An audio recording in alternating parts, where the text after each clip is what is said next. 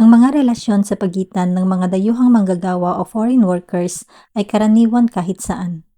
Kapag nagtatrabaho ka sa ibang bansa, karaniwan lamang na makakaramdam ka ng lungkot at pangungulila sa mga naiwan mong mga mahal sa buhay dahil libo-libong milya ang layo mo sa kanila. Hindi na din lihim na kung minsan, dahil sa lungkot at pangungulila, ay makakahanap ka ng isang tao na kahit papaano ay magbibigay sa iyo ng kaginhawaan o papawi sa lungkot at depres na iyong nararamdaman. Kagaya ng kaso na ating tatalakayin ngayon. Ito ay tungkol sa isang foreign domestic worker sa Singapore na nakahanap ng kalinga sa isa ding foreign worker doon na naging dahilan upang siya ay mapahamak at ang masaklap, ito ang naging dahilan ng maagang pagkawala ng kanyang buhay. Ating tunghayan ang kwento ni Roliyawati na isang foreign domestic helper sa Singapore na nagmahal at kalaunan ay natagpuan ang kanyang wala ng buhay na katawan sa isang water tank sa isang 15-story building sa Singapore.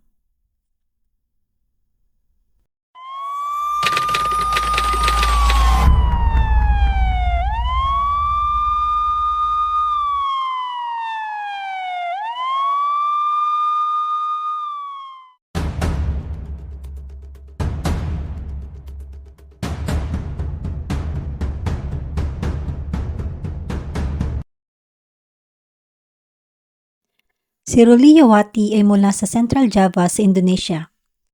Siya ay 30 taong gulang at kasal kay Sodikun, 24 na taong gulang. Sila ay may isang anak na nagangalang Marvel Eki Saputra, 4 na taong gulang. Si Roliyawati ay dumating sa Singapore noong July 2010 para magtrabaho bilang isang household domestic worker. Makalipas ang isang buwan na pagtatrabaho sa kanyang mga amo, ay kinaibigan siya ni MD Repon Mustafa, isang Bangladeshi na nagtatrabaho bilang tagapaglinis sa lugar. Si Roliyawati di umano ang unang gumawa ng hakbang sa pamamagitan ng paghagis kay Mustafa ng isang note na kung saan ay nakasulat ang kanyang cellphone number. Inihagis niya ang note sa labas ng bintana nang makita niya si Mustafa na dumadaan sa kanilang block. Hindi iyon ang unang pagkakataon na nakita niya si Mustafa. Una na niya itong nakita habang nagtatrabaho nang ihatid niya ang kanyang alaga sa paaralan sa void deck ng Block 557, Woodlands Drive 73. Ang kanilang pag-iibigan ay nagsimulang umusbong sa unang pagtawag ni Mustafa sa kanya sa telepono. Ang mga detalyeng ito ay inihayag sa investigation report na ipinakita sa panahon ng coroner's inquiry sa pagkamatay ni Roliyawati. Natuklasan ang walang buhay na katawan ni Roliyawati noong May 16, 2011, Lunes ng umaga. Ito ay nakita sa isang 2-meter water tank sa rooftop ng 15-story na Housing Development Board block flat sa Woodlands, Singapore.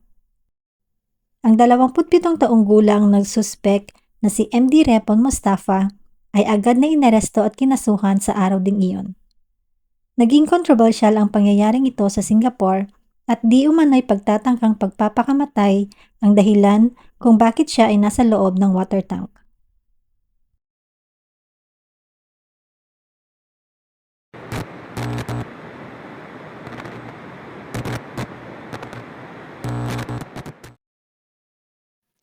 Noong umaga ng May 16, 2011, napansin ng mga residente ng isang HDB block sa Woodlands na madilaw-dilaw at mabula ang kanilang tubig sa gripo dahilan upang maghinala ang mga residente at sumama ang pakiramdam ng marami sa kanila.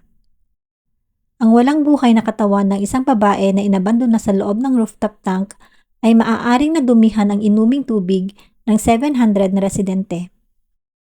Mga bandang alas 10 ng umaga noong May 16, 2011 ay nadiskubre ang wala ng buhay na katawan ng isang Indonesian maid sa rooftop ng Block 686B Woodlands Street 73. Sa araw na iyon, isang residente sa ika-14 na palapag ang bumaba para bumili ng mga groceries. Habang siya ay bumababa, ay nakita niya ang isang Indonesian na babae at isang lalaking Bangladeshi na naglalakad paakyat sa itaas na palapag at makahawak kamay habang nagkukwentuhan at nagtatawanan. Ayon sa residente, ay sinulyapan niya lamang sila at hindi na ito pinansin pa dahil ayon sa kanya ay sanay na siyang nakakakita ng mga ganon. Sinasabi na ang pinakamataas na palapag ng gusaling ito ay matagal nang naging tambayan para sa mga katulong at dayuhang mga manggagawa. Ang mga lalaking Bangladeshi na ito ay karaniwang nagtatrabaho bilang tagapaglinis na naka-uniforme, nangongolekta ng basura, nagwawalis at nagpupunas ng sahig.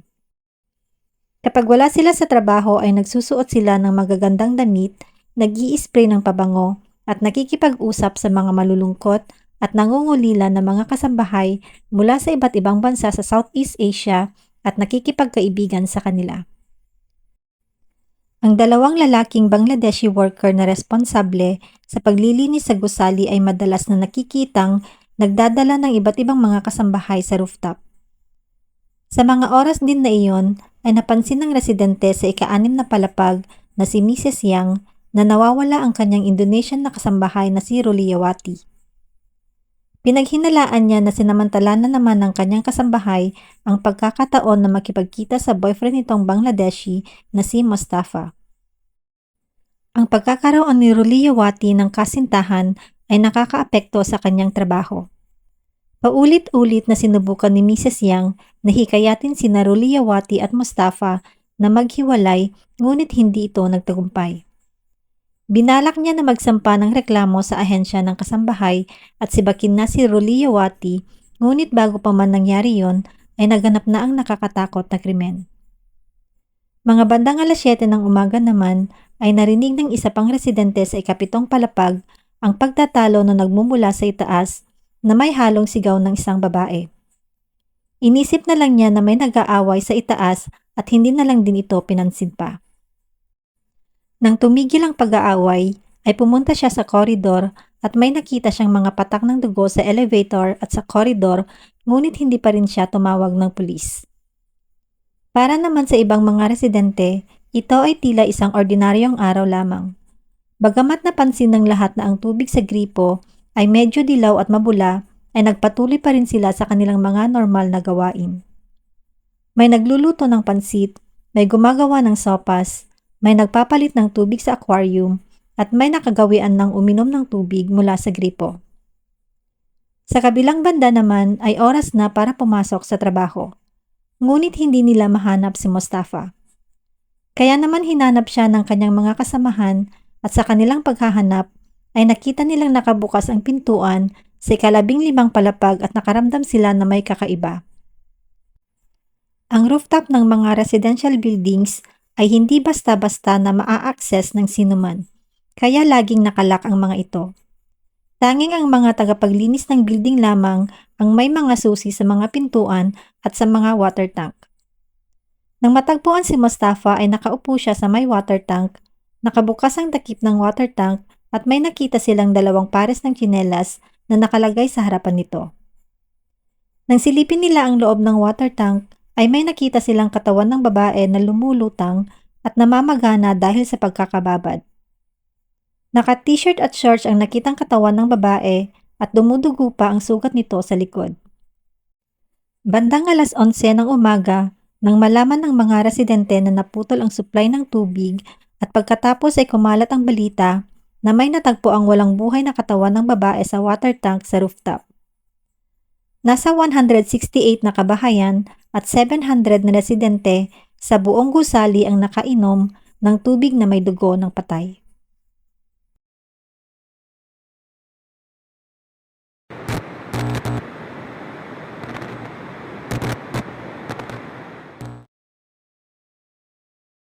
Ang pulis na unang nakakita sa katawan ni Ruliyawati na nakalubog sa water tank ay sinabi sa isang interview na hindi niya ito agad hinila palabas dahil ayaw niyang ilagay sa panganib ang kanyang sarili. Nagtungo si Sergeant Mod Faisal sa rooftop sa ika-16 na palapag noong 10:00 ng umaga matapos tumawag sa police station ang isang cleaner supervisor at iniulat na nakita niya ang isa sa kanyang mga kasamahan na may kahinahinalang kilos kasama ang Indonesian domestic worker na si Miss Ruliyawati. Bagaman may asawa at may 4 na taong gulang na anak sa Indonesia si Ruliyawati, ay hiniling niya kay Mustafa na magpakamatay sila ng magkasama. Ayon kay Mustafa, nagtalik sila sa rooftop ng bandang 7:00 ng umaga noong May 16. Ayon pa sa kanya, ay pinilit siya ni Ruliyawati na dalhin siya sa rooftop sa pamamagitan ng pananakot na sasaksakin ang sarili gamit ang isang foldable na kutsilyo. Sinubukan di umano niyang pigilan ang pagpapatiwakal ni Ruliyawati sa pamamagitan ng paglunod sa sarili, ngunit umatras di umano siya nang hiwain siya ni Ruliyawati gamit ang kutsilyo. Si Mustafa ay inaresto sa crime scene at siya ay agad na kinasuhan ng pagpatay kay Miss Ruliyawati. Ngunit kalaunan ay ginawaran ng discharge na hindi katumbas ng pagpapawalang sala. Ang forensic pathologist na sumuri sa katawan ni Ruliyawati ay sinabi na bagamat ang tubig ay hanggang baba lamang ni Ruliyawati, ay maaari siyang malunod sa pamamagitan ng paglubog ng kanyang ulo sa ilalim ng tubig ng hanggang 30 segundo ng ilang beses. Ipinaliwanag niya na kapag humihinga si Ruliyawati ay maaaring hindi siya makahinga ng maayos at muling inilulubog ang kanyang ulo. Sinabi rin ng pathologist na walang defensive injuries sa kanya at ang mababaw na mga saksak sa kanyang likod ay maaaring self-inflicted ito. Mula May 2011 hanggang July 2012, pagkatapos ng 8 pag-ikot ng pre-trial at sa kawalan ng personal at material na ebidensya, hindi pa rin mapapatunayan ng prosecution na si Ruliyawati ay hindi nagpakamatay kundi ay isang homicide, at ito ay hindi maaaring maging isang criminal offense. Noong October 2012 ay napawalang sala si Mustafa. Kinitilman o hindi ni Ruliyawati ang kanyang sariling buhay o ito man ay isang kaso ng homicide, ang batas ay hindi na kailan pa makapagbibigay ng kaaya-ayang sagot sa tungkol sa kung ano ang nangyari sa kanya.